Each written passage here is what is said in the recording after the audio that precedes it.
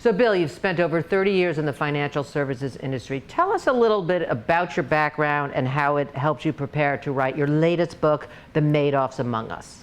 Somewhat of a circuitous route into financial services. My educational background is in psychology and education. Well, you certainly need that for finance, right? More so than people think. Yeah. This is such an emotional-based business, and if you're truly going to help someone, you really have to listen very carefully and pay close attention and uncover what they are really trying to determine, what their goals are, what their expectations are. So I worked in that field for a few years right out of school and gravitated toward financial services simply because I had such a keen interest. I always wanted to know everything that I know today, and my educational background didn't afford me that opportunity, so I started to learn it. I remember the day I told my wife, hey, I think I'm going to go into financial services. She said, you don't know anything about it. I said, you're right, I don't, but I can learn. So that was back in the mid-'80s, and I was hired by a wonderful firm, Legg Mason, headquartered in Baltimore, Maryland. Terrific people, the highest standards.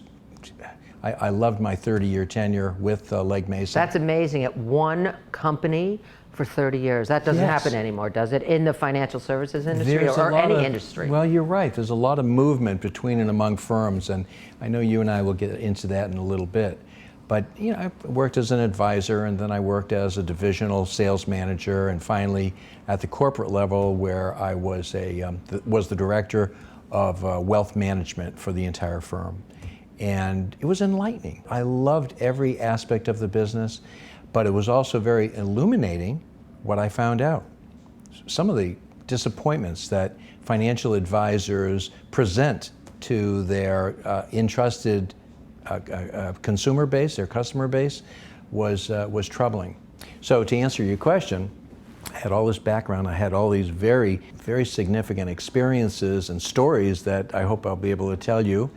And I said, you know what? Not enough people understand that this is a dangerous business. And the overwhelming percentage of financial advisors, really terrific. They do what's best for their client. They make certain that they are at the top of their game from an education standpoint, and they provide the service in a very fair and honest measure. But then there's the bad guys. And it really just disturbs me. I get so angry at these people who, like Bernie Madoff. Now, he stole $65 billion, but there's a lot of more modest or more moderate Madoffs among us that are taking $100,000 or $2 million or $50,000, and it's not right. So I wrote a book. I said, I'm going to expose it, and I'm going to hopefully provide the reader with some substantive measures that they can take to protect themselves from the Madoffs among us.